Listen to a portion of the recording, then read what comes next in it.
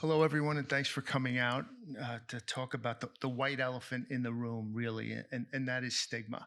And I think that what we want to talk about today is how it impacts how you, as parents, teachers, grandparents, aunts, and uncles, address that stigma, but how you can proactively protect your children and really build towards a better future. So, with that, I'm going to get started. In terms of questions, just a couple of things. I always try to be careful with legal questions. I do represent children with disabilities, parents trying to get services for their kids. I just caution you if it's a fact specific question about your particular situation in terms of your own privacy, you should probably maybe talk to me afterwards, or you could always email me. I'll provide my contact information. If you have questions about the slides that arise, let me know. If it's starting to back up, maybe we'll just kind of like put some of the questions towards the end. And also remember, when we do questions, we're going to have a mic that we're going to circulate because this is being recorded, and your questions want to come up on the video because other people may have similar ones. Okay, so let's get started.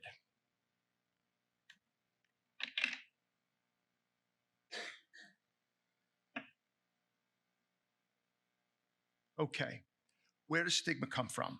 We're going to talk today about understanding where it comes from. In terms of addressing it, really understanding some of the disabilities themselves. And I think that a lot of times people will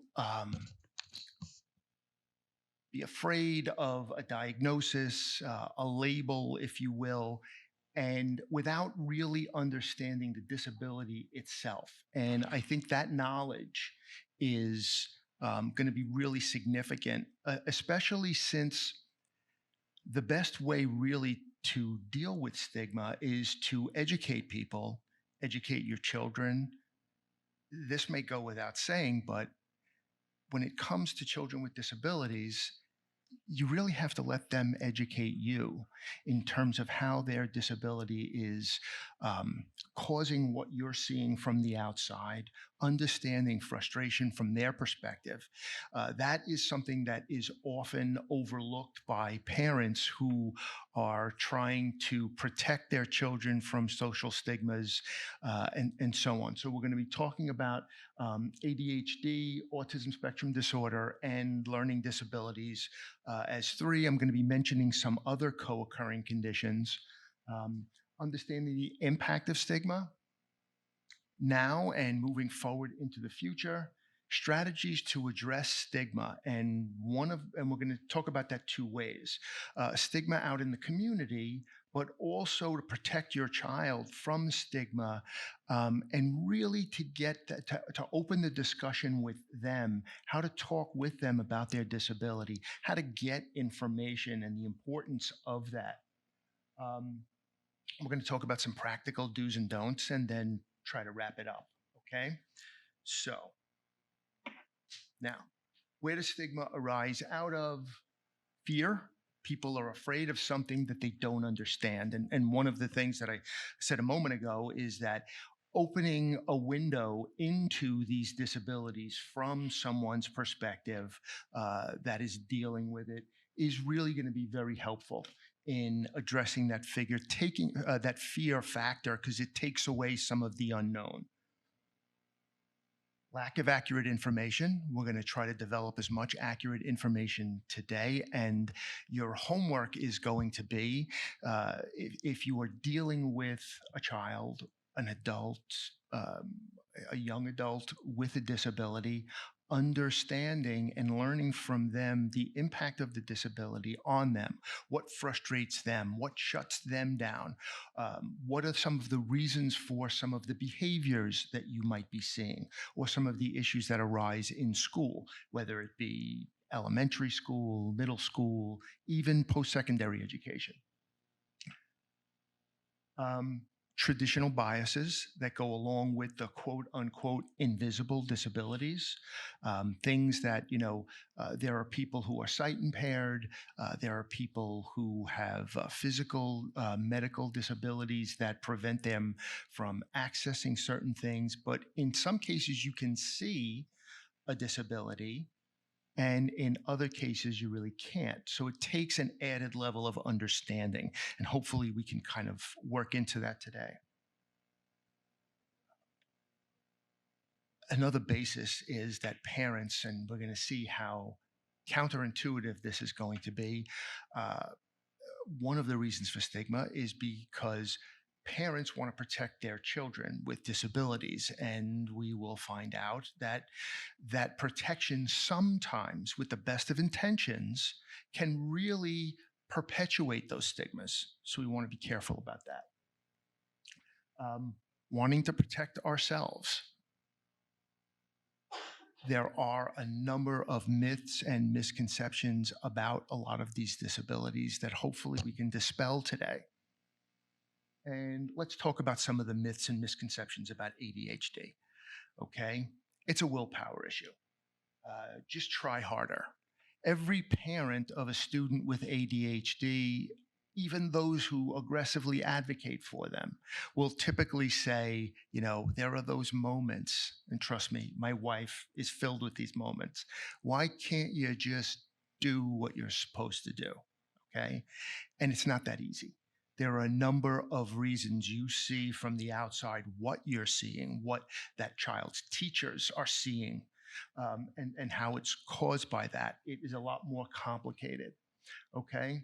One of the things about ADHD that people used to say was that it is something that has to do with hyperactive boys. Okay.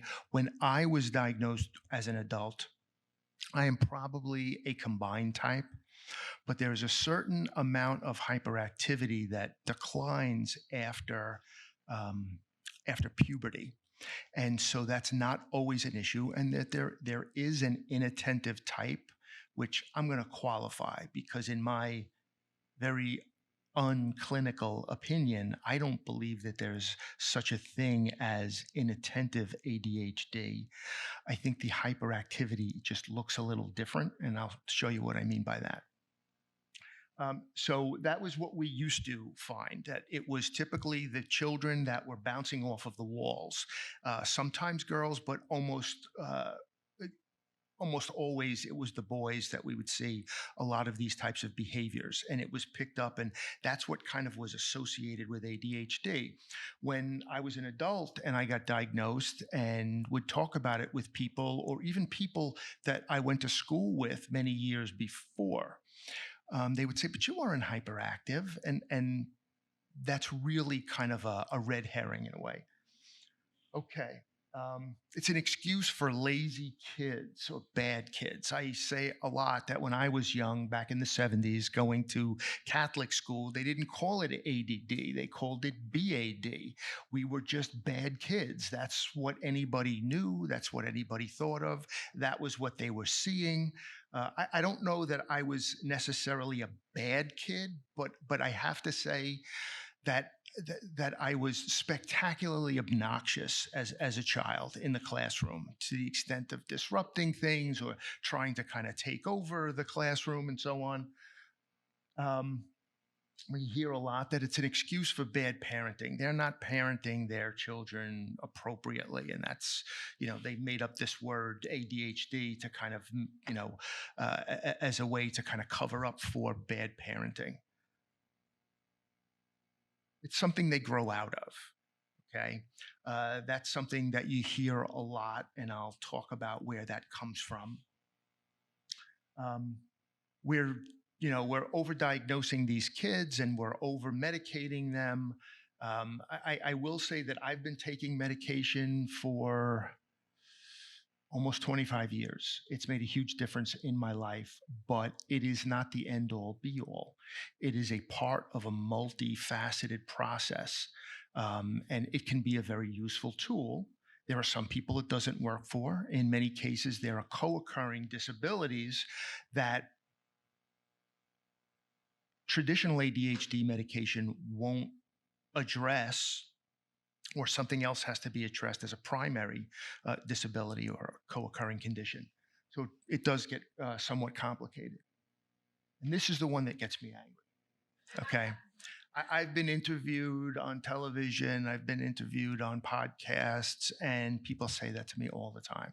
Aren't we all a little ADHD? Um, we're not. I can definitively tell you that we're not, and I'll explain a little bit more afterwards. Let's talk about what ADHD is, and then I'll get into the realities of those myths and misconceptions. All right, ADHD is a neurobiological condition that affects the prefrontal cortex of the brain. Okay, it is the portion of your brain, and I'm going to give you a qualifier. As an attorney, I can tell you whenever you stray outside of your field, we're trained to give a good disclaimer. I'm not a doctor. This is my understanding. I'm sure I'm grossly oversimplifying this, but essentially it affects the portion of your brain that regulates executive functioning. Okay. Now, it also affects and impacts the neurotransmitter portion of your brain, or your central nervous system, I should say, and how information gets to your brain and how it's processed. Okay.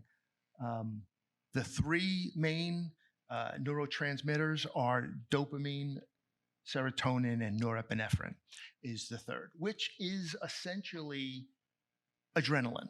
So you see a lot of these kids that are the adrenaline junkies, kind of living on the edge. Okay. And I'm going to show you how that really is, in many ways, a coping mechanism for something that is neurologically not working in the body. Okay. Now, what are executive functions? A lot of people think about them as the office manager or the conductor of the symphony in your head. Okay. It's the part of your head that kind of regulates and controls everything in terms of organization. Prioritization is a huge one. Time perception. Okay. People will often say that someone with ADHD are poor time managers. Okay.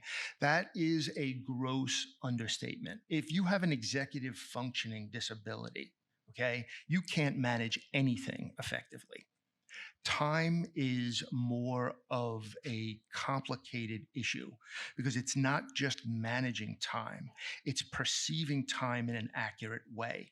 If your thoughts, and before I said about, I don't think there's any such thing as inattentive, non hyperactive ADHD, because even inattentive people, the kid in the back seat of the classroom staring out the window, not getting his work done, um, they are not causing a behavioral problem. But what you can't see is the cognitive hyperactivity, the amount of information that's constantly swirling around at the speed of light inside of our heads. And that really presents a problem, because if all of these thoughts are swirling around at light speed with no organization in your head, there's a huge disconnect from the reality of life, the slow reality of life. Okay. And so there's a huge disconnection. It's more about not accurately being able to understand how long a task is going to take, always thinking you have more time than you actually have to do it. And that constant inability to accurately estimate is really part of the issue. And then you throw the management problem in there, and it becomes huge, hugely problematic. Okay, impulse control. I do a lot of suspension and discipline work in my practice. And I can tell you that for kids with ADHD, impulse control is really the behavioral culprit. These kids know the difference between right and wrong. It's not about knowing right from wrong. It's an inability to control or curb an impulse to do what seems like a good idea at the time, even if you know you're not supposed to do it. That is really where a lot of these kids fall into those problems. Okay. hyperactivity in some ways. I mentioned before about boys, typically that will decrease after puberty. And sometimes as boys, and especially with ADHD girls, there's a lot of research now about how much more often women's bodies change and how much more radically they change as they go through life. And so their response to medication changes. And so a lot of times they will have to be reevaluated. A medication that was effective at some point in time is less effective now, or it has to be, the dosage has to be changed or something like that. Um, all right. Attention regulation, that's really important to understand. It's not about not being able to pay attention. That's where many of us get caught up, is not paying attention.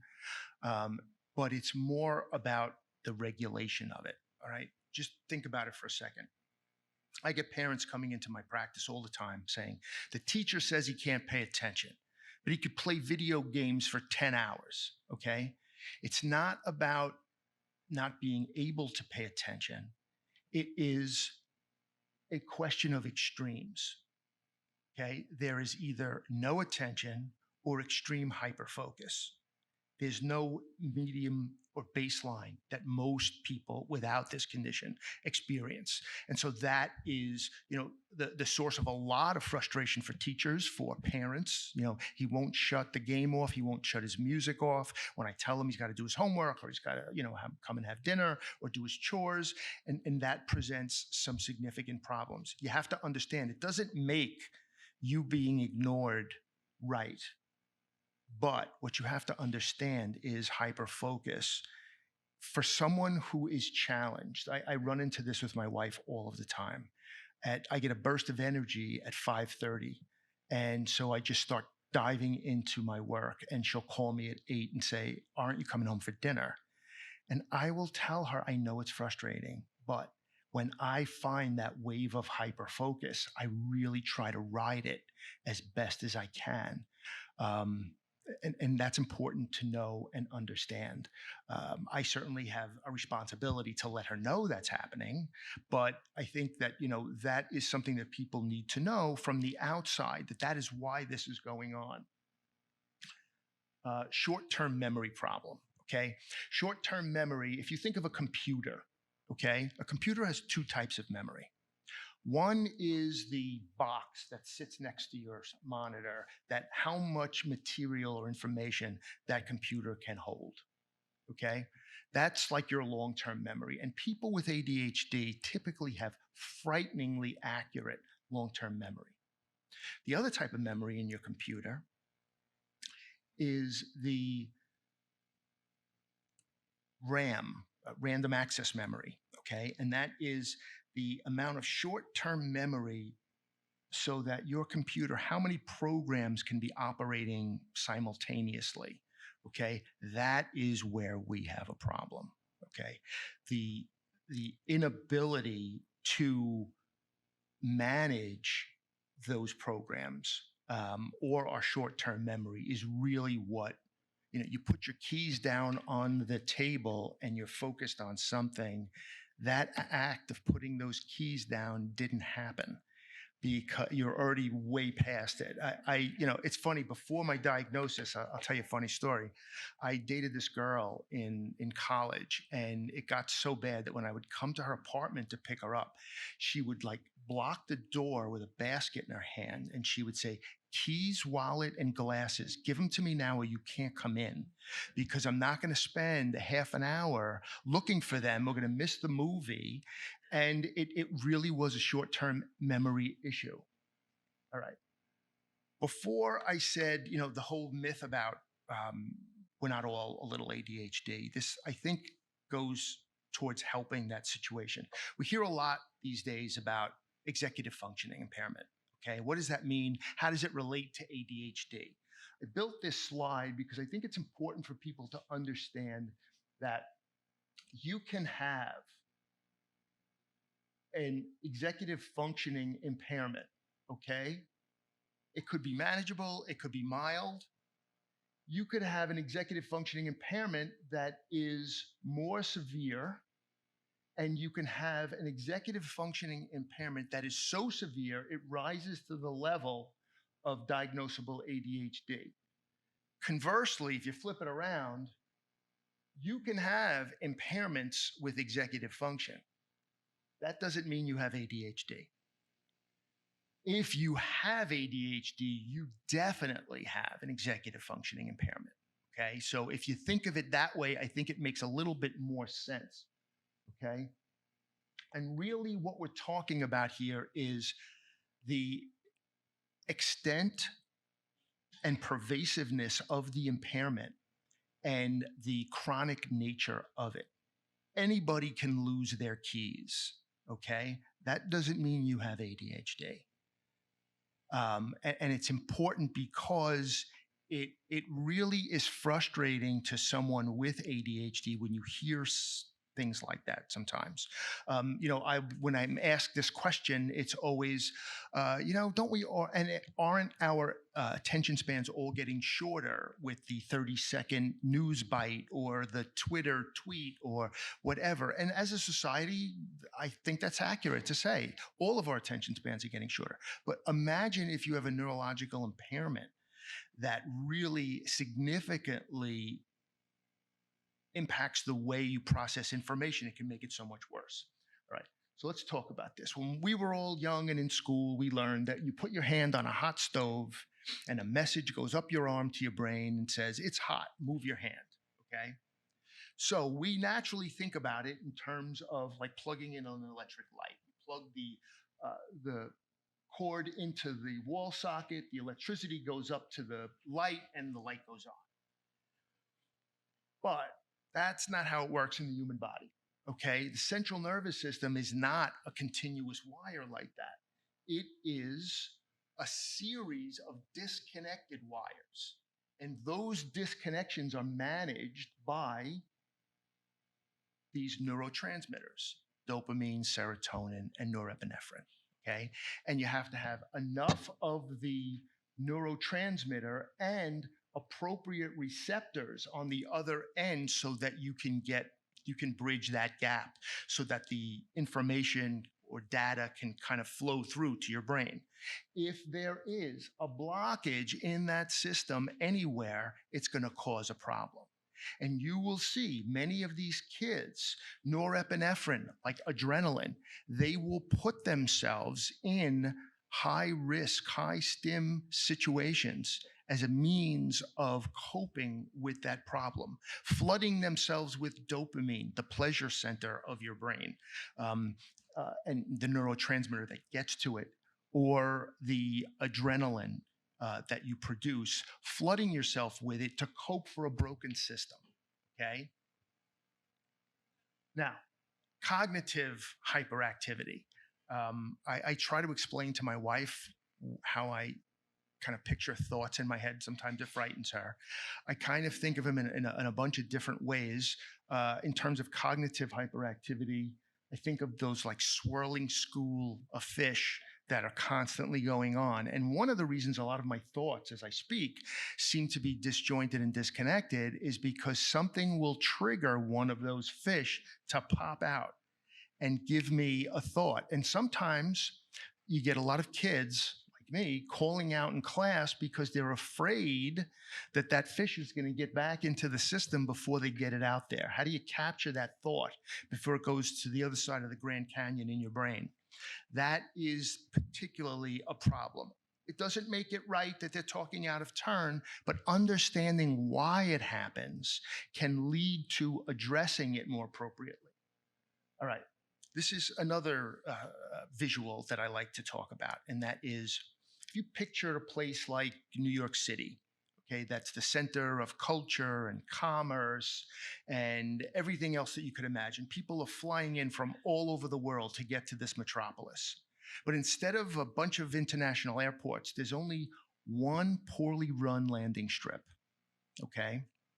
What do they do at the airport when there's too many planes coming in and they don't have a place to land? They stack them up in these holding patterns, kind of whirling around and whirling around. But just imagine for a second, if one of those planes had an emergency, a mechanical failure, a fire, a bomb, a medical issue, instant clearance to land because it's an emergency. And people with ADHD go through our lives seeking out and gravitating towards high risk, high stim situations. Okay. We go through our lives looking to put out fires. And sometimes we even cause these chaotic situations because it's a means of forced prioritization. That plane with the emergency got immediate clearance to land. That is why many times the book report that they get 6 months to do, 6 weeks to do, is always done the last night at 12:30 with a flashlight under the covers. Okay, because it's do or die now. My back's against the wall, the adrenaline of it. Okay, just so you kind of understand what's going on here. All right. Let's talk about some of the realities to break those myths and misconceptions. Okay, it's not a willpower issue or an excuse for lazy or bad students. Um, we it's a neurobiological condition that affects your brain, and this is really important. ADHD, learning disabilities, autism is a little bit more complicated, but these disabilities are not intelligence deficits. They are performance deficits. And that is really important for you to understand, because people that say, even parents who want to protect their children, I had a psychologist call me once to say, you know, I believe my son has ADHD. He got into trouble at school. I asked if there was a 504 plan or an IEP, and she said, no, I never had him formally evaluated by the school because I didn't want to pathologize my client, my son, which was the way she put it. A lot of parents will use the word label. I don't want to label him, okay? And really what that comes from are people making an irrational jump between a disability and intelligence. Okay. And that's one of the bases. And what's also important for you to understand is if you are afraid that people are going to think your child is not intelligent because they have a disability, and you kind of block and protect your child from that, secrecy breeds shame. Okay. And what you can't see is how this disability permeates a child's sense of self esteem. Okay. And it will also lead to a number of problems that they're going to face in life later on. Okay. So it really is something important that we're going to have to discuss how to address it appropriately outside of the home and how to address it appropriately inside of the home.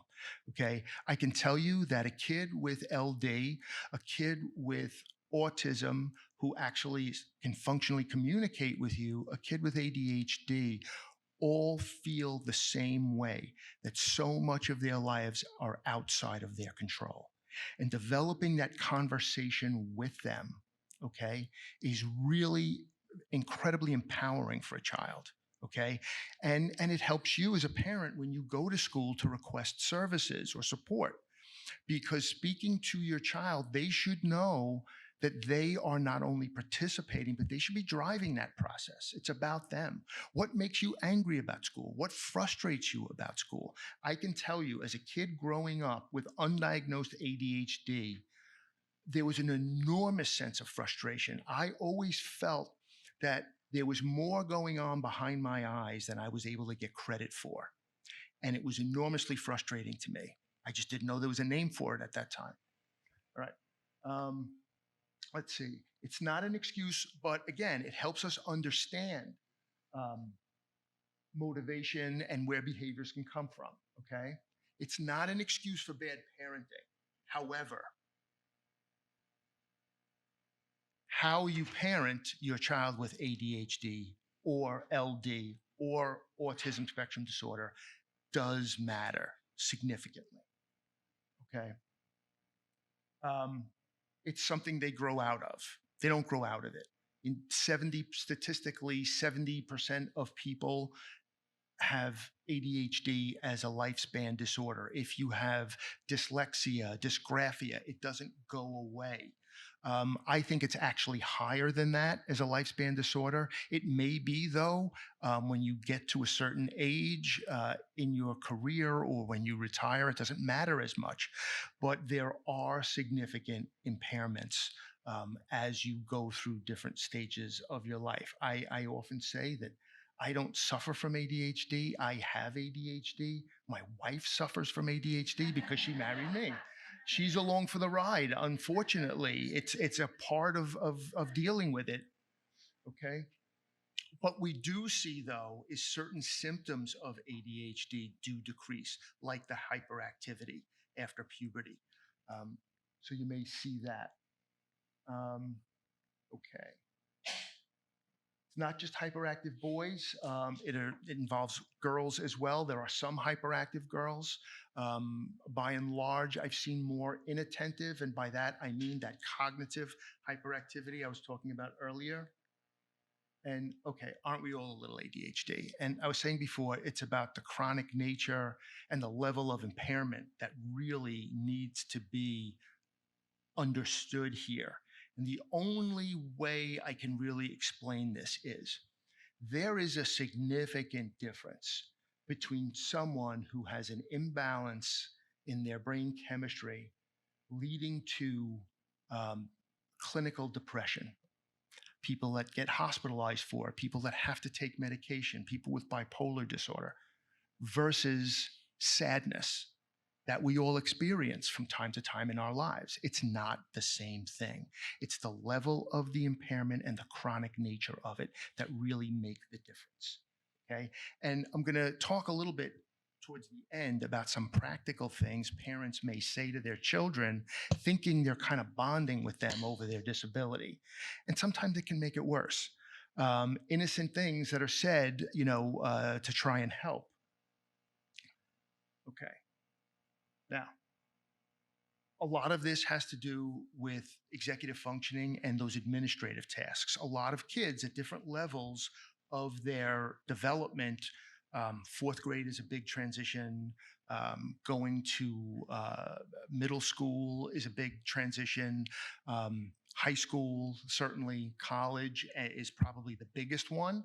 But a lot of these kids will say, it's not that the work is that much harder. There's so many more things I have to learn to remember this year. And that's where I keep tripping over myself. Okay. Like, for instance, they have to bring different books to different classrooms. They have to have a different binder for each classroom that they have to remember. I was the obnoxious kid who never, ever, ever had a pen. There's a pen that I like now as a coping mechanism. I will not leave my house unless I have two of them in my pocket. Okay. Um, Over time, as they get older, their assignments become more long-term assignments. Okay. They become timed through either a calendar or a clock. And that can add a lot of stress to their day. They have to keep track of their papers. I can't tell you how many of my clients do the homework, because I never did, ever, and don't turn it in. It's like in the bottom of a desk drawer somewhere. That is, an acute executive functioning issue. How much anxiety do you think can be over forgetting your lunch and everybody else has it and what to do? The lunch money, whatever administrative tasks there might be. I want to talk a little bit about learning disabilities, because they are a little bit more complicated because there's more of them. Okay. And you have to understand that it does not mean that these children are not intelligent. It means that they process information differently than other children. Okay. Learning disabilities are generally considered an umbrella term for a lot of neurological disorders that affect the ability to acquire information and process it effectively. Okay. It can involve input in terms of reading and decoding the words, the letters themselves. They can be juxtaposed. It can just be difficult to get through them. Um, There are two that come to mind. Dyslexia is one I'm sure you've all heard of. Phonemic awareness is another one that involves the inability to associate phonetic sounds with actual printed words. Okay. And what the significance about phonemic awareness is that when it comes to reading, a lot of kids will shut down because they can't make that association. And many times, phonemic awareness problem is misdiagnosed as ADHD because they just shut down and stop paying attention. But it is really important to get to the bottom of what's going on. Another thing that's really important when you talk about stigma, I'm going to mention this later, but when it comes to the support that your kids need, okay, special education is there are these antiquated thoughts about I'm not going to label my kid for special ed. That's where the special kids go. That's where the short school bus comes and they have this dingy classroom under the stairs. Special education is not a place. Special education is a service, and schools are under a legal requirement to provide that service in a least restrictive environment. And so, what happens is many times kids will be brought to a reading specialist, let's say, if they're dyslexic. A lot of times, they will have a reading specialist push into the classroom so they can still sit with their friends. They just need to catch up a little bit. They just need to be able to understand a little bit more in terms of decoding. Now, reading is one of them. When people think about learning disabilities, dyslexia is the one that always kind of pops out, but there are others. There are disorders that, such as dyscalculia, where the ability to work with numbers in a functional way is impaired. Okay. It is, whether it's some kids, it's addition. And for some kids, it's the concept of association between two types of numbers, whether you're subtracting, whether you're adding. There are definitely supports that you can get for your child to overcome that. There are memory issues that go along with certain learning disabilities in terms of their short term memory.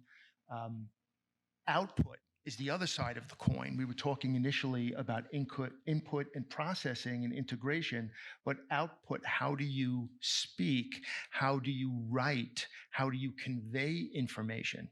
You can be the smartest person in the world, but if you can't convey that information actively, it's going to be a problem, especially at the student level. I'll tell you that it was not uncommon at all for the nuns to call my mother into school when I was young and to say, look, we can put this kid up in front of the class. He can speak, he can be funny, he can engage people, but we cannot get him to write. We can't read what he writes. He can't structure a sentence. That is a functional handicap he's going to carry through the rest of his life with, and you have to understand that. Okay, in college, before my diagnosis, I had to stop writing notes in notebooks because I couldn't read my own handwriting. It wasn't until I found a calculator as a means to input information and express myself. Now I write professionally for a number of disability magazines. Okay. And it's funny in terms of stigma and fear of protecting your children. My parents learned about ADHD after my diagnosis because I am like Mr. ADHD out there. And I'm very open about my disability because I really think that's the only way we're going to defeat stigma is by whittling. There's nothing to be afraid of. I don't feel I need to apologize to anyone for having ADHD.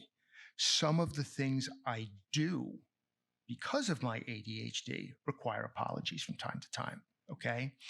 But that's a difference that you have to make. But I remember saying to my mother, who sat through all of those conversations when I was younger, when I would get an article published in a magazine, I would bring it to her and say, see, and she would say, you know, I am so proud of you. You're helping people. You got your article published in a magazine. I want to show people, but but then they'll know about your thing, you know? And that's what we're really talking about here, okay? Mom, it's not a thing. I'm okay with it, you know? And having that open conversation is really key.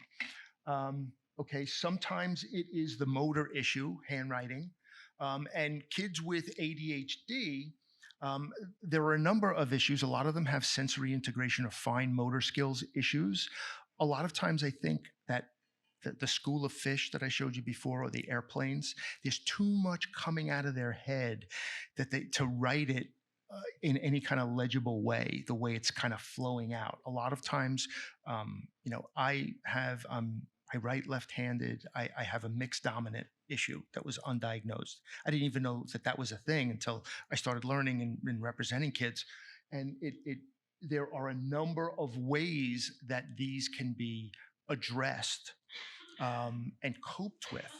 And it's really important that you have these conversations and not be afraid to discuss it in school. Certainly, to say, I want to, make sure my son or daughter gets the best services that they need to address these issues. And if I don't have that conversation in school, they may fall behind their friends or their peers. But it's also important to have that conversation with your son or daughter. When you look at the paper, what do you see? Does that make you angry? Is it a problem seeing the board? It may be an eye issue. Some kids, I have, for instance, a tracking problem with one of my eyes, that as I'm reading text along a page, to get to the next line, my eye drops like 3 or 4 lines. So I will often lose my place. Add that to the inability to attend and the boredom of seeing all those words on a page. It's a recipe for disaster. As parents, you need to know that. You need to let your kids know that it doesn't mean you're not as smart as the other kids. It means you need to do things differently. Okay. And that really is the message here. It's not about better or worse, it's about different and dealing with it in an appropriate way. Let's move into autism a little bit. Autism is a neurodevelopmental disability that affects the ability to process information and to socially communicate. And to socially interact with people appropriately. There are people on the autism spectrum that have, significant cognitive developmental issues that are not verbal, but there are also a number of people who can speak and who can verbalize, but the ability to socially communicate um, appropriately is a problem. Okay. Also, one of the things I've noticed in my practice is I represent a lot of kids on the spectrum. When I started doing this work, it was because of all the things that I learned about ADHD from my own research. I started out as a criminal defense attorney.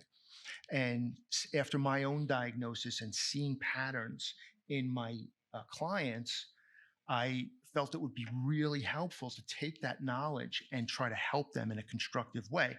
When you're a defense attorney, you get the call too late. Johnny brought a gun to school in high school.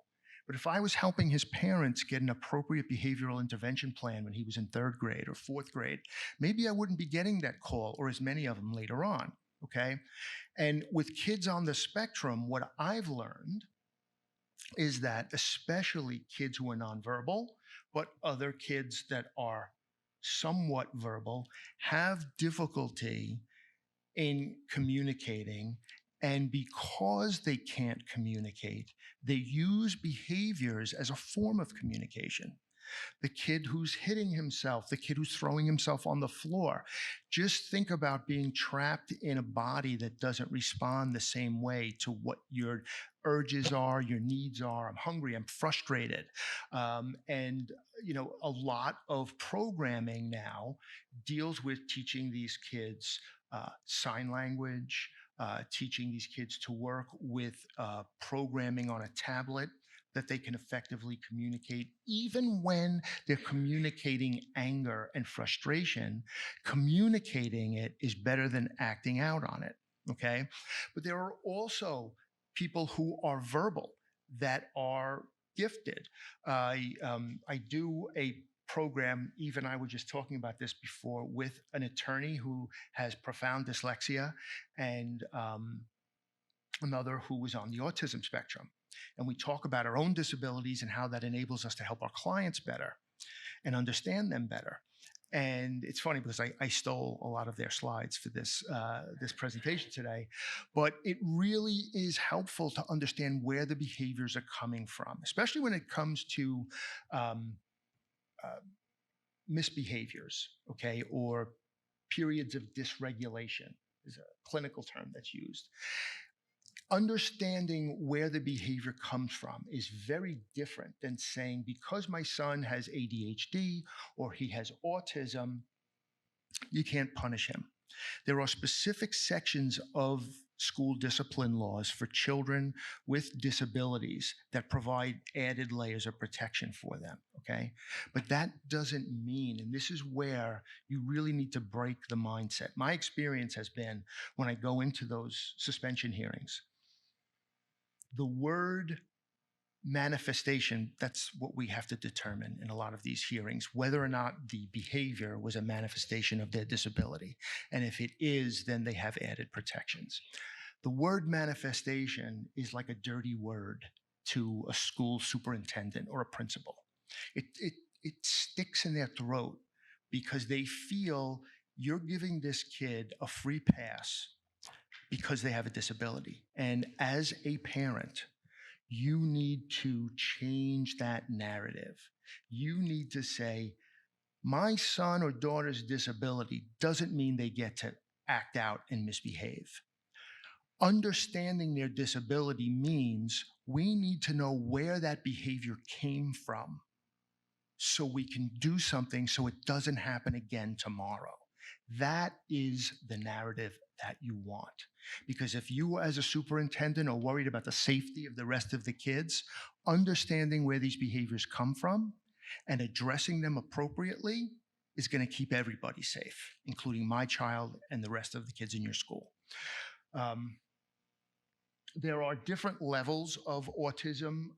There used to be classifications, Asperger's versus pervasive developmental disability, and others. They've kind of broken it down to three major categories. Level 1, requiring some support, difficulty initiating social interactions. These kids are typically are verbal, but they have difficulty in understanding social situations. Okay. They will say the wrong thing. I've had a number of kids on the spectrum who play video games really well and don't understand the difference between the virtual world and the real world. So if you're playing Mortal Kombat, it's pretty common to beat someone into submission, or they have all of these graphics to zap them with lightning or do all of these things. I represented a kid once who thought it was perfectly fine to come into school and tell the kids how he was going to kill them and do things to their bodies like he saw in his video games. He did not know the difference between the two. And what we had were two parents from a culture where they felt it was their responsibility to protect him and pretend that he was, for lack of a better word, neurotypical. And so these behaviors perpetuated until he was, the first time I met him was in a secure facility, and he was 11 or 12 at the time. So how they interact is really key, and it's not just words. Sometimes it's the kids who kind of get excited and want to hug somebody or stand too close to somebody, not understanding and reading body language. If two people or three people are having a conversation, being able to read that social situation is just as important as reading words in a book as you go through life. And a lot of these kids are completely oblivious to it. And as a parent, understanding and recognizing that and having regular discussions with your child that they should not be ashamed of who they are, even if they have difficulty in certain areas, and maybe how we can address that, how they interact with their siblings at home, requesting not only social skills training or counseling at school, but part of it be individual and part of it be in a group setting. So they get the opportunity to interact with their peers in an appropriate way while someone's kind of working with them and teaching them. And those skills constantly need to be reinforced. Okay. So having that open conversation, the worst thing you can do is say, people are going to think something bad about my child if they find out my child is disabled. So I'm going to ensure total secrecy and not even have that conversation. I can't tell you how many parents will say, he's taking medication, but I tell him it's vitamins. Or I chop it up and put it in his food so he doesn't know what it is. Okay. Kids are a lot more perceptive than you give them credit for sometimes. Okay. And it really is, it reinforces the fact that maybe I should be embarrassed of who I am.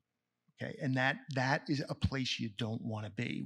The purpose of this, and I see people taking screenshots of the slides today, and this might be important and that might be important. I think they're available.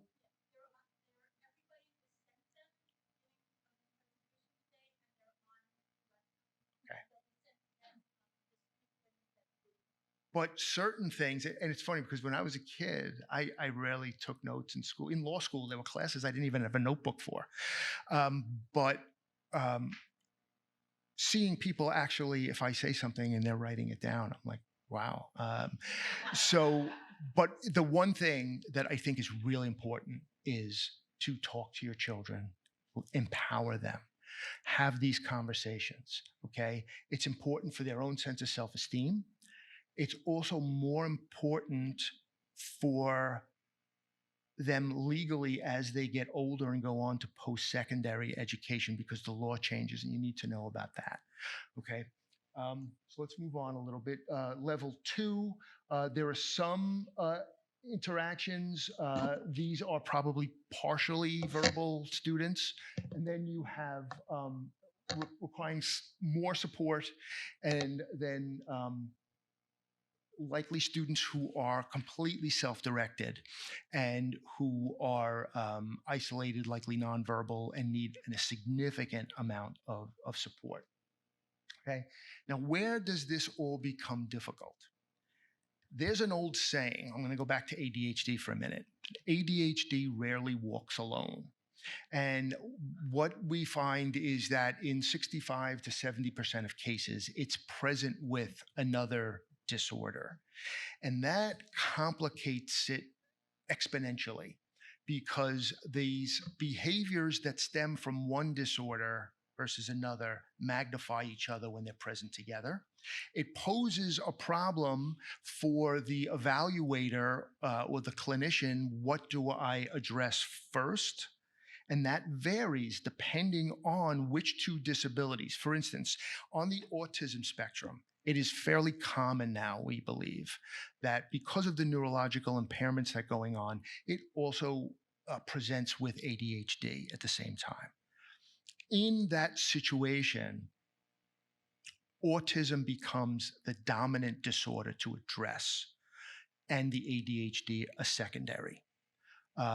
There are different forms of treatment. One of the co-occurring conditions with ADHD fairly often is bipolar disorder. And typically the first level of medications that are used for ADHD are stimulant medications. They work probably the best, and they are relatively short-lived in the system. But if a child is present with ADHD and bipolar disorder, the stimulants will make the bipolar disorder worse. And they will push them into a manic phase against their normal cycle. And so they will treat it differently with antidepressants, for instance. Another group are learning disabilities, because if you take all of those executive functioning issues that I talked about before And often kids with ADHD have a lot of difficulty reading because they can't attune to what they're reading. Um, Having a learning disability really magnifies that significantly. Kids with autism, you can see a magnification of the ADHD symptoms, but also a lot of the behavioral impulsive portions of ADHD will get magnified as well. Oppositional defiant disorder is particularly difficult. Oppositional defiant disorder, oftentimes present with ADHD, if it is not addressed, it can develop into a full blown conduct disorder, which is essentially irreversible. And that is what our prisons are filled with. Okay. There is, okay, they can magnify the conditions of each other, what to treat first, making sure you identify all of these co occurring conditions to be addressed or to provide services for is really important. Which diagnosis is dominant, and it can certainly impact behavior. Physical aggression, tantrum behaviors, but another one as kids get older is when you get kids that are prone to risk taking, okay, is before I get here, I want to finish this. There was a 10-year study done at Harvard, and kids with ADHD have a 50% higher occurrence of substance use disorder as they get older. If that child's ADHD co-occurs with a conduct disorder, so oppositional defiant disorder, untreated, develops into a full conduct disorder, that increased 150% likelihood of developing a substance disorder triples. Okay. That is a frightening statistic, and it is what is fueling the school to prison pipeline. All right, anatomy of a SEPTA meeting. And I speak at special education PTA meetings all over the country, right? And typically, before they introduce Mr. Tudisco, they talk for about 15 minutes about the business of the SEPTA. And 90% of that 15 minutes are questions like, where do you lock up the IEPs so nobody knows my children have a disability? Or does my son's homeroom teacher have to know that he's got ADHD? Okay. Who has to know my son has an IEP? These are the kinds of questions I see all of the time. And what you're doing from an outward perspective is you're doing that for a noble reason. You want to protect your child from these stigmas, the white elephant in the room. But you are, even with the best intentions, perpetuating them. You are saying there is something to be secret about, and that is problematic. And how does it impact your child when you get home? Okay. Secrecy. I'm protecting my child from stigma.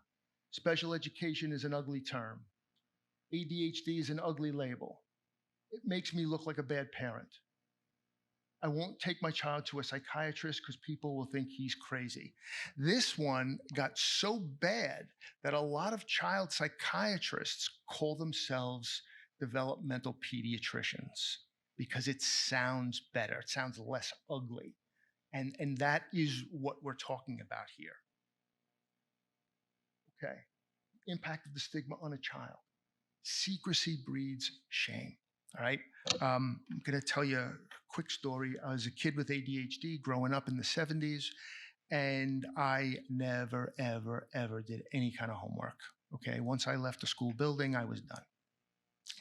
And my father was educated as a teacher when he lived in Europe, and he taught math. And so my math grade on my report card really was the linchpin to my life. I would either get punished or praised depending on my math grade. And I was probably a C plus student in math. Okay. And it was caused a lot of tension between the two of us. When I was in 7th grade, we took these general aptitude tests in verbal and math. And a couple of weeks later, my parents got called to school. The nuns wanted to talk to them. It wasn't a regular parent-teacher conference. It was a special meeting that the nuns really needed to see my parents. So usually when that happened, I did something that I got in trouble for. So my coping mechanism was I would go to sleep early. So when they came home, hopefully they wouldn't wake me up, and maybe the next day it would kind of, wear off a little bit. My father pulled me out of bed, sat me in a chair, and ripped into me. He gave me the biggest lecture because the nun told him that I tested in the gifted range in math. So he now had scientific proof that I was lazy. Okay. You can't tell me you don't understand the work. The nun told me you were a genius. It's because you don't do your homework. You're an underachiever. You're lazy. You're wasting your talent. These are the kinds of things that even parents with the best intentions, and I'm sure he thought he was motivating me in that speech, who, from my perspective, I'm getting in trouble for doing well on a test. But, even with the best intentions as a parent, as a teacher, you are tasked with giving negative feedback. And these kids hear it all day.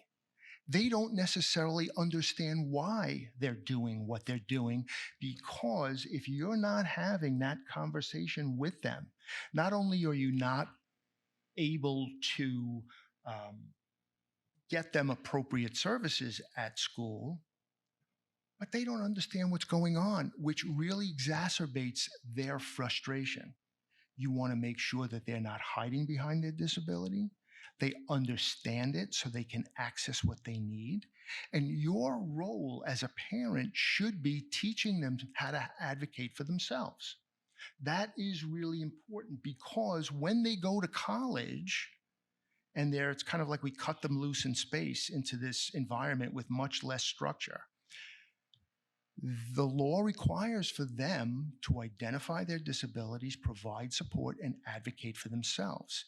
And even if you are with them during that process, I promise you're not with them on campus every day. So going to the disability office becomes, why should I go in and talk about my disability when my mother told me I should never tell anybody about it? Or I always felt different when I was growing up because my parents made me feel like I was broken because of my disability. When I go off to college, I just want to fit in with everybody else. I'm certainly not going to identify myself as a disabled student. So I'm not going to access services. I'm not going to do anything. And you really put your child in a very, very difficult position. There are a number of things you can do to address that, to have the conversation, to bring somebody else into the loop, to have that conversation with them. And it should all be about motivating them in a positive way. There are interventions for LD, for ADHD, for some kids on the autism spectrum that involve helping them recognize what their talents are and helping them gravitate towards those talents. And if there is tension between you and your child because they're a child, they're adolescent, and they're going to push back against their parents no matter what, there are people that will step into that role. So you can kind of step back a little bit as a pressure release valve. And it really is important. You want to send your child to post-secondary with confidence and certainly not shame in who they are. That's crucial. Okay. ADHD permeates their sense of self-esteem. They won't get the support they need unless you have an open conversation with school about where the behaviors come from. And you can't have that. I mean, look, I don't have a magic wand here. I can't tell you your child needs this particular type of reading program. A reading specialist may help us with that. But that assistance gets boosted on steroids when you have that conversation with your child. What are you seeing? Is it a timing issue that you're not able to decode the words fast enough, or you just can't do it and you shut down?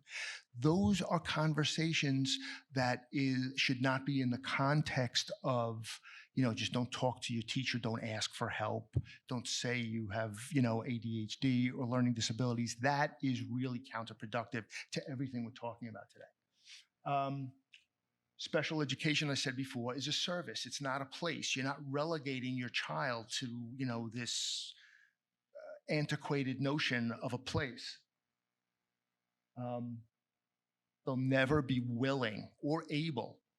When they go away to college, it's not just about are they willing to speak up for themselves? Do they know enough about their disability that they can articulate their needs? That's really important. Um, Legal barriers from stigma. Um, it can be a barrier to services and support at school, obviously, supports and accommodation. Just giving a student the option to have extra time on a test or a quiet location, you have no idea how much anxiety that can reduce for them. Um, it prevents them from protections that they're entitled to under the law, either through the Individuals with Disabilities Education Act or Section 504. It is a barrier to legal protections for school discipline. That manifestation process is really important. One of the things that gets done is if you determine that the behavior was a manifestation of the disability, the IEP team or the 504 team has to sit and decide. Formally, they have to go through these steps. Was the IEP or 504 plan appropriate? If it was appropriate, was it being followed? And they have to conduct a functional behavioral assessment and put into place a behavioral intervention plan. What that does is what I said earlier, understanding where the behaviors come from so we can prevent them from happening again in the future.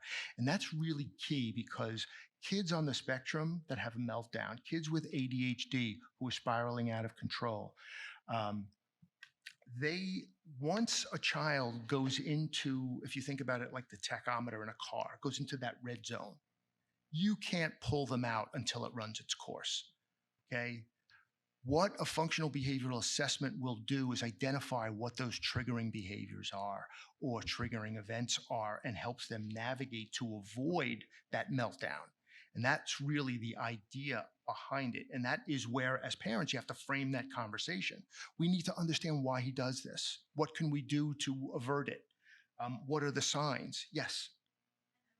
Well, Eve, you want to grab a mic so she can?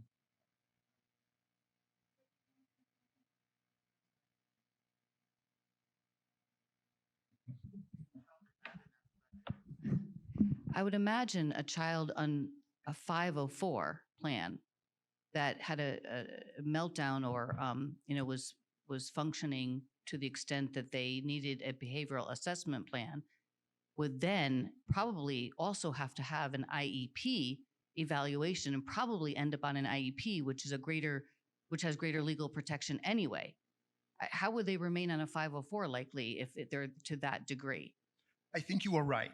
I think that's a good point, is that a lot of kids that are on 504 plans, just to give you an idea, IDEA is an educational statute, okay, with a lot of requirements for the school. 504 is not an education law, it's an anti-discrimination statute that essentially says you can't discriminate against someone who has a disability. There is some overlap, and this is a gross oversimplification, but the difference between the two is that an IEP typically deals with services and support, and 504 typically deals with accommodations. Okay. And so what happens is if they're just getting accommodations, they probably do need more in that particular situation. That is an excellent bridge to getting that 504 converted. But there are also a lot of kids who have IEPs that still need, a functional behavioral assessment and a behavioral intervention plan because their disability manifests in so many ways behaviorally. Okay. And one other facet of this, we're talking a lot about educating the school, about your child's disability, and functionally educating your child about their disability, but also the people in your community. Parents are sometimes reluctant to go to family get-togethers if my child exhibits behaviors in a certain way. It shouldn't be an all or nothing taboo. You should use your knowledge from speaking to clinicians, to your child, to school, how these and why these things are going on, and how they need to be respected for who they are, but they may process information differently. I hope that answers your question. Okay. Yeah, ma'am, you had a question? Yes. So my daughter just underwent all of the testing. She has severe ADHD, but the school found that she has dyscalculia or a learning disability in math. So they have told us that you cannot have an IEP and a 504 at the same time. And because they're talking about a school setting, her learning disability has trumped the ADHD, and now she's not getting any services for the ADHD. Um, Again, because they can't do both at the same time. And I don't really understand how to, like, why and like, how do I help her from here? Okay. Well, Because, like first you of said, all, it goes together. if she has, they are correct in a way that usually you don't have both. An IEP, there's a section of an IEP that talks about accommodations. Okay. And the accommodations, sometimes there's a dispute over, do you classify her as learning disabled? Do you classify her? Students with ADHD are classified for special education under the other health impaired category. It really depends on what they are seeing as the dominant diagnosis that's really causing much of the impairment. But you should be very careful to make sure that everything is being addressed if she needs additional time. Normally, if a kid only needed extra time or a quiet place for their test, that would be fine for a 504 plan. If your daughter needs more, those accommodations she would get in her 504 plan should be built into her IEP. So she should have both, but it would be called an IEP, essentially, is what is going on there. But it's really important to make sure you understand and make sure that all of the issues she's experiencing are covered either by a service and or an accommodation. And developing that and knowing what to ask for can certainly be the challenge.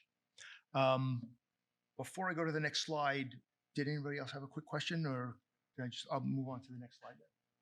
Okay. Let's see. Self-esteem. All right. This is a quote I always like to kind of use because Albert Einstein had a learning disability, and he's Albert Einstein. And everybody is a genius, but if you judge a fish by its ability to climb a tree, it will live its whole life thinking it's stupid. And that's what we're talking about when we're talking about um, kids, that how they perceive themselves based upon the way that their parents manage or handle the information about that child's ADHD. It's also not just about how you have that conversation with your son or daughter. It's about how they interact with their siblings.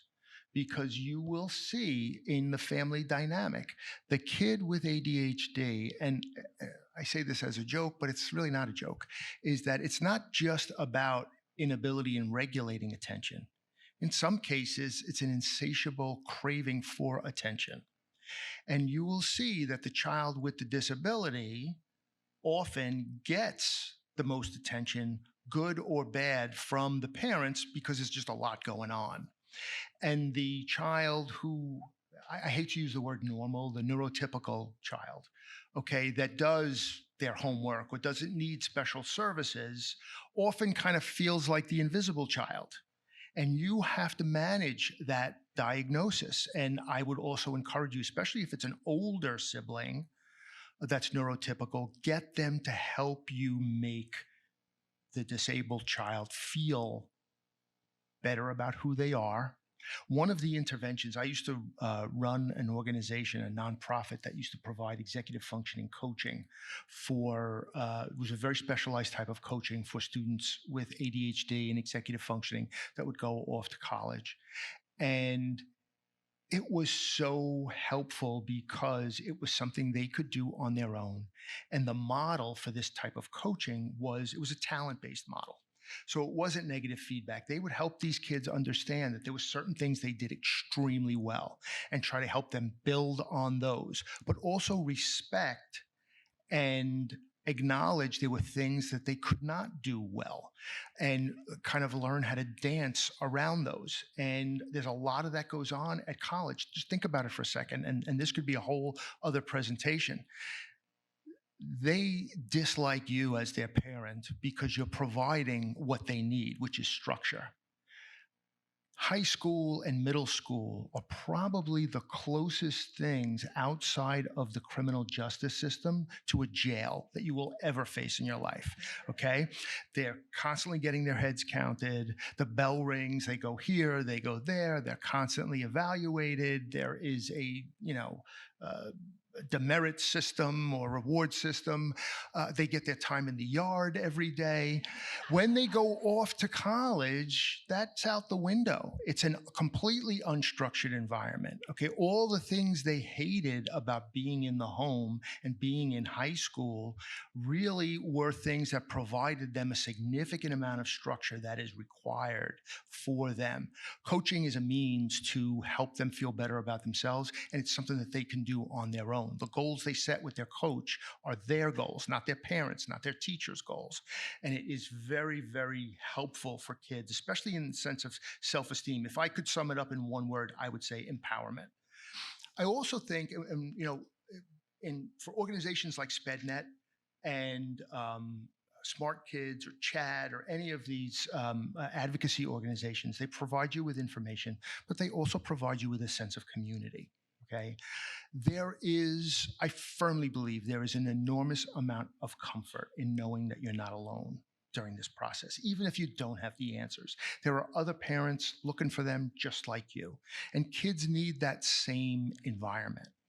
And so that is something, sometimes they have to embrace their disability, their autism, their ADHD, their learning disability, while it is a cognitive impairment to a certain degree. Just think about a blind person for a second. Someone who's sight impaired, that's obviously a very, very significant disability. But you will find that people who are legally blind or have a sight impairment develop an unbelievable, almost superhuman sense of hearing or touch or smell, because their brain has to compensate. Your children with disabilities can do things that you can't just because of who they are. And you have to recognize that. And you have to make sure they give themselves credit when it's due. And, my doctor, when he diagnosed me, says, look, let me explain ADHD to you this way. I would never let somebody with ADHD balance my checkbook, but it's the only person I'd want to be standing next to in a burning building. There are some things we can do really well, and there are some things that functionally we can't. And you could say that probably about anybody. So there really is nothing to be ashamed of. Have that conversation. And if you believe that there are people at the school or people in your community that don't have that buy-in to understand this kid's disability, take the time and educate them. Just like you do at the IEP meeting, at the 504 meeting, just like the conversation, you're trying to understand your child so you can explain it to the school. It's the same thing in the community. Why is that kid acting up? There was someone in my office who has a son on the autism spectrum with severe needs. And his older brother, when he was maybe 10, made these buttons that said, "I'm not misbehaving, I have autism." And he felt he needed to do that for his brother. And it's funny when I talk to people and they say, you're very open about your ADHD. And my colleague Michael about his autism, or this other woman, Patara, about her dyslexia. It's the only way we're letting you know I turned out okay. Sure, there are things I'm challenged with, and there are times my wife wants to throw me through a closed window, but I was able to get through school. I was able to recognize things that I was able to do okay, and there are things that I still am very afraid of. So that is important. Did you have a question, ma'am? Eve, do you want to?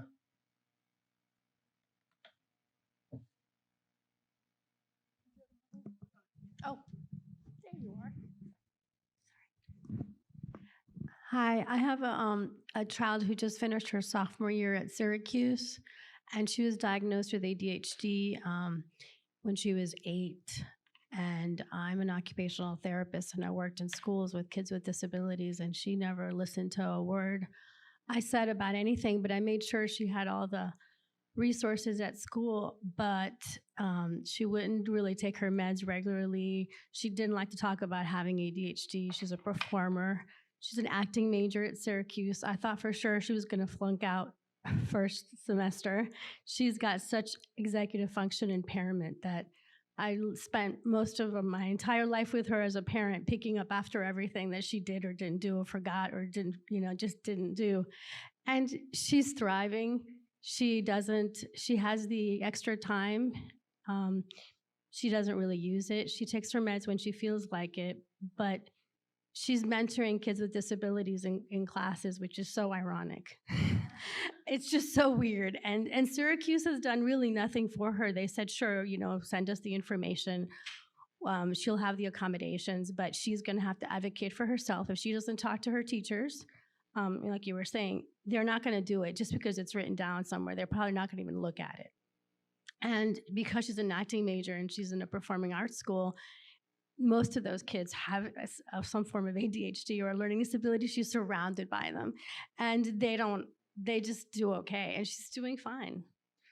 I was asked a question one night, and it's funny. I speak at these meetings, and there were 2 nights in a row. One of them was my home school, and the other one was a school in Mamaroneck. And when I got there, they were going to film it, and they were all very, very upset at the parents. There was about 60 parents there, and nobody had mentioned that they were going to film it ahead of time. And parents were concerned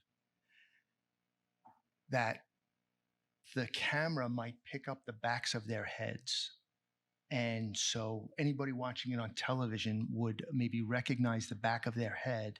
And if you're at a special ed meeting, that means your kid has special ed. So they were flipping out about it. And I got there, and so the cameraman, like, he kind of close up on me the entire time.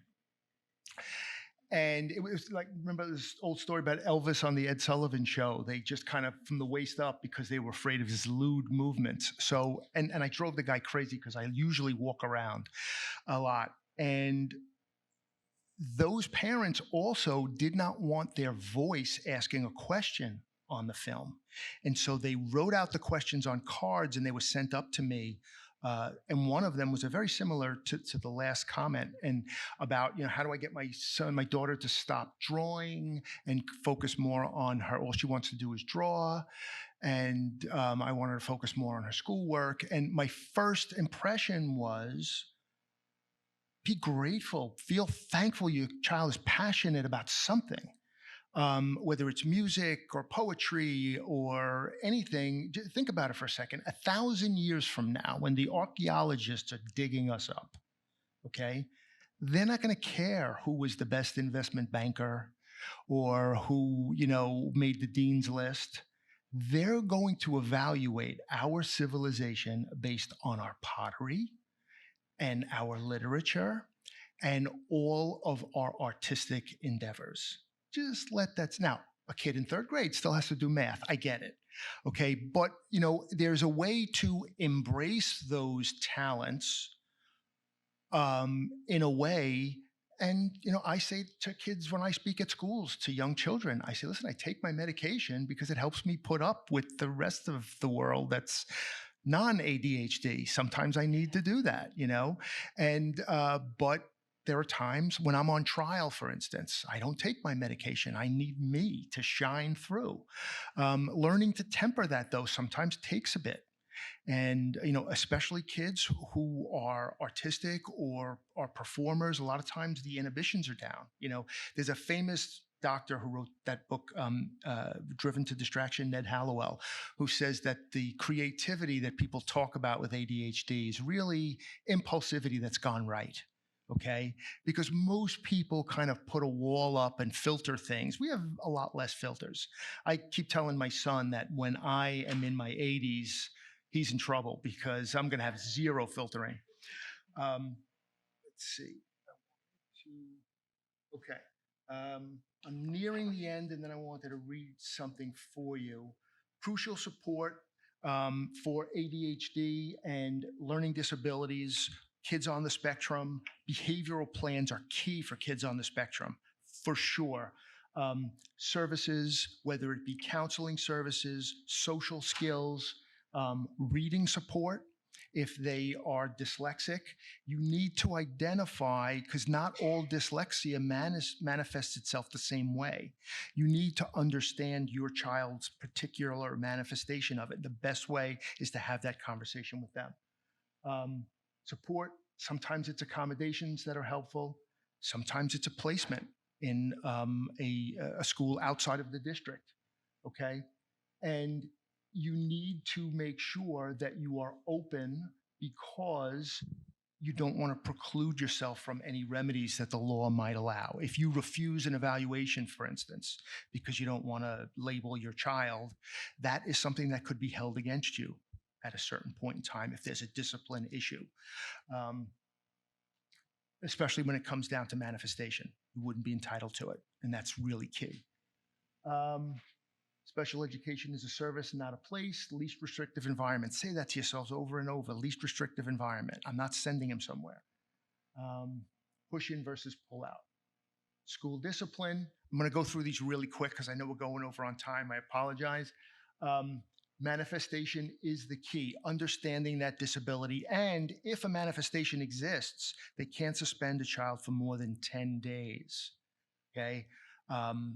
If there are 3 exceptions: a weapon, serious physical injury, or drugs, it can be 45 school days. But these days, with all of the things you're reading about, I'm seeing suspensions for a semester, for a year. And there in Connecticut, there's an expulsion statute. So transition to college, we talked about this. No more child fine. K to 12, it's the school district's responsibility to identify these children within their jurisdiction and provide services and support for them.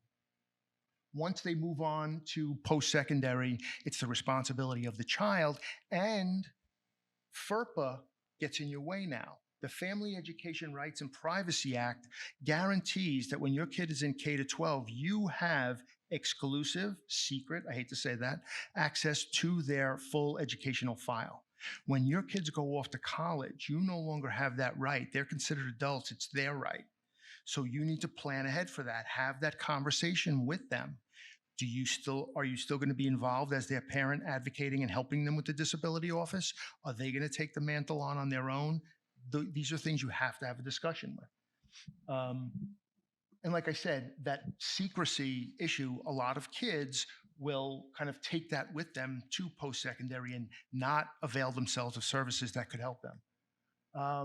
How do we tackle stigma? What's the most powerful force in the universe? I have learned it is a mom on a mission.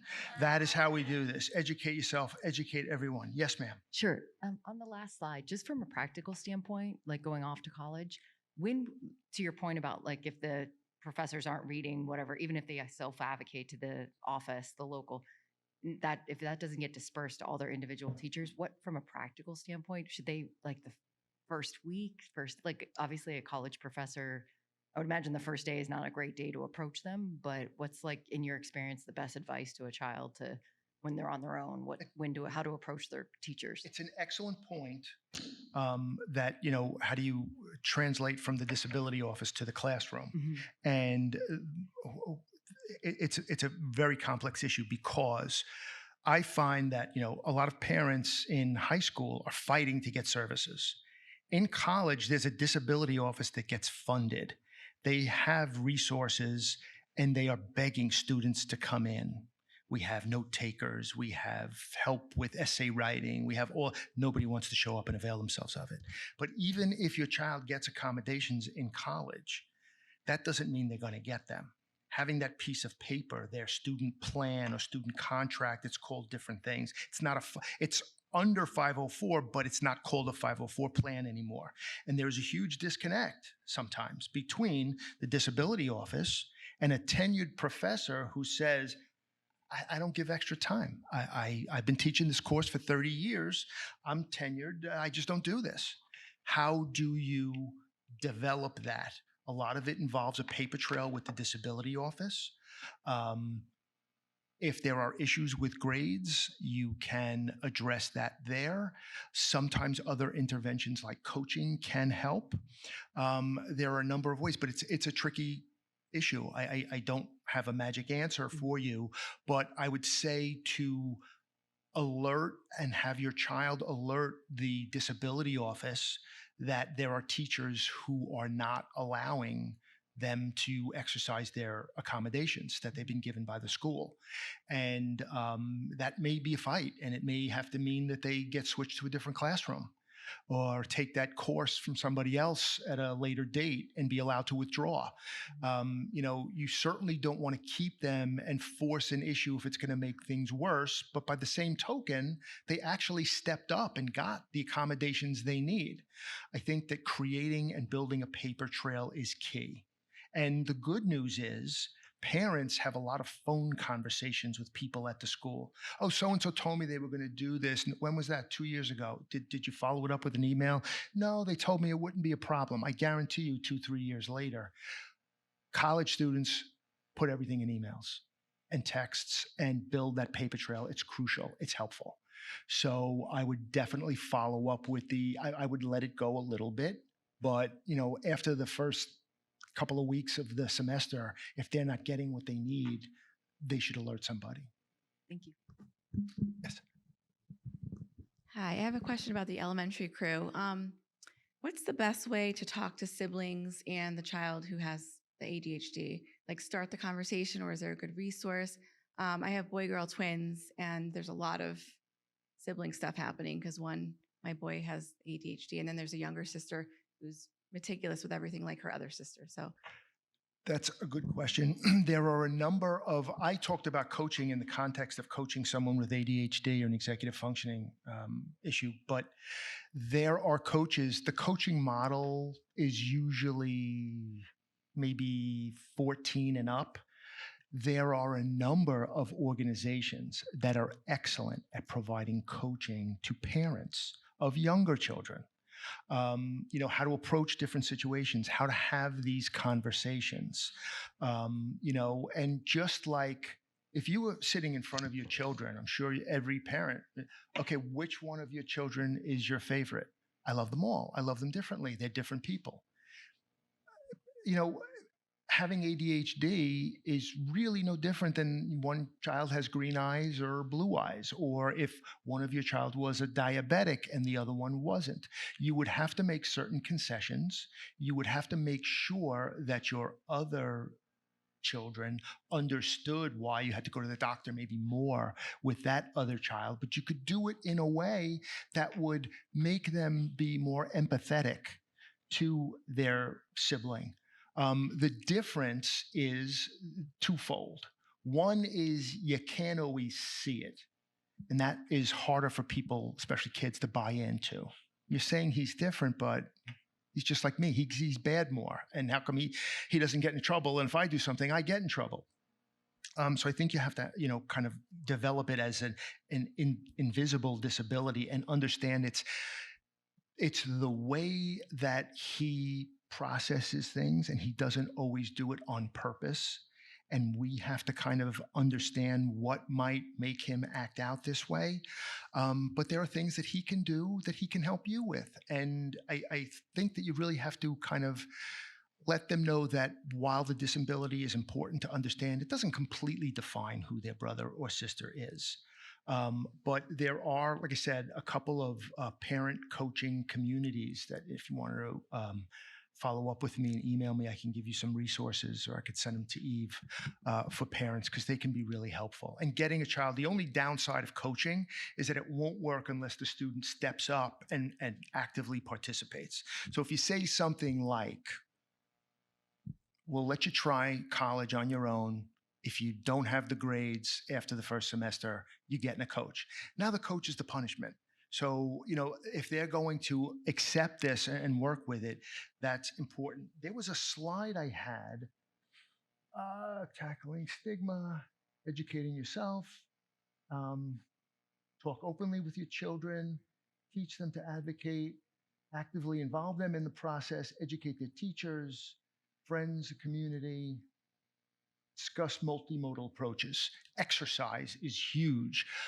Medication, exercise. There's a book written by one of the guys who wrote Driven to Distraction, John Rady. It's called Spark, all of the research behind exercise and brain function. Excellent book. And it's written, his first book I couldn't understand. It was way above my head. But Spark was excellent. And if you're not going to medicate, because it is a personal decision, you should certainly incorporate all of these others as a multimodal approach. Okay, do's and don'ts. Talk to your kids about their disability, educate everyone, and that means them, their school, their family, the rest of your family, the community. Focus on their strengths. Don't be afraid to discuss medication. Teach and encourage them to advocate for themselves. Don't keep their disability a secret. Don't tell them they're taking vitamins. Get caught up in their challenges. Focus on what they can do and maybe their challenges, a way to navigate around them. Don't just assume that they're making a conscious decision they want to disobey you, because that's not what's happening. Don't make patronizing comments, okay? And let's see, I think the example I use is, okay, here's my example. Look, mommy lost her keys. Maybe I have ADHD sometimes, just like you, okay? Now, you might think you're bonding with your child and you're recognizing the symptoms of executive functioning. But what that child is hearing is, I just did something incredibly stupid and I'm angry with myself. So I'm like you today. That's what they're hearing, because all of the forgetfulness and all of that stuff are all negative things for them. Okay.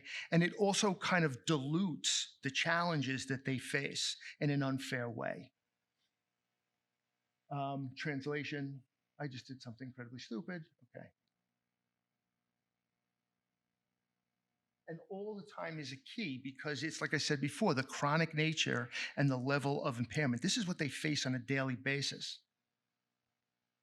Okay, conclusions.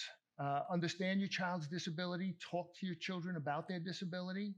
Educate yourself, the school, and your community, other members of your family.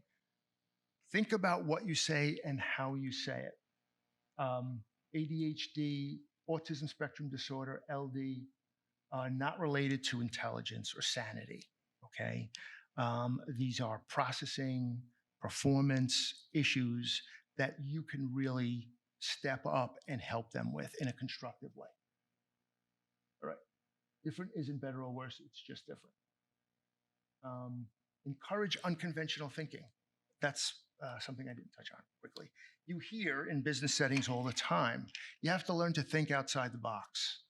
We live outside the box, okay? We're unconventional. Sometimes there's something to be said for that. It's important, it's helpful. Okay, anyone can be cool, but awesome takes practice. Embrace who they are and their individuality, okay? It is really very important to them. There's one more thing, and I'll take some more questions before I go, and that is, I wrote this many years ago. It's a poem that I wrote I just didn't think my wife understood me, especially the diagnosis. And I was out running one day and I wrote this poem. It's called The Wonderfulness of Me. If you took all of the things that were special about me, you can put them all together and call it ADHD. No better, no worse, just different, that's me. I'm really not crazy, please try and see.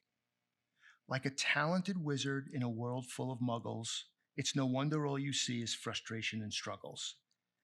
As I daydream and drift, you think no one's there, but nothing could be further from the truth. Believe me, I swear. I see your impatience as my mind starts to wander, but you don't know the depth of the thoughts that I ponder. For creative thinkers get lost in deep thought, which leads to the illusion that they cannot be taught. I know trying to reach me can give you the blues, but I wish for just once you could walk in my shoes. To see things through my eyes, you would be amazed at the speed and sheer volume my thoughts seem to blaze. I'm not lazy or stupid if only you knew how truly difficult it is to limit myself and think like you do. But I can see things that you'll never see. It's like second nature because I am me. With lightning fast reflexes, I can switch gears. To be firm and inflexible is the worst of my fears. I'm calm in a crisis and know just what to do. For I'm in great company, Mozart, Edison, and Churchill, to name just a few. So show me some patience as I'm patient with you. Just a little tolerance, it's long overdue. Please try and understand me along with my ADHD. It's a very big part of the wonderfulness of me. And that's all I have.